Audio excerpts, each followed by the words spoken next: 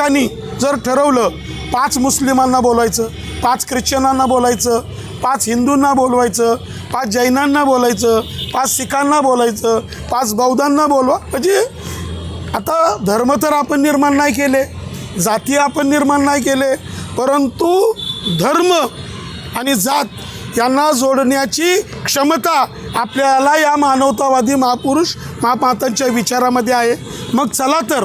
आपल्या आईला वंदन करण्यासाठी, तिला आदर व्यक्त करण्यासाठी आपण सर्व भारतीयांनी 27 मे ते 30 मे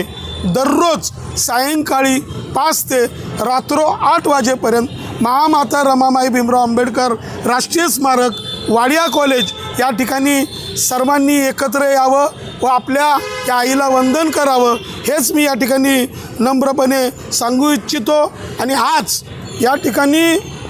खूप मोठी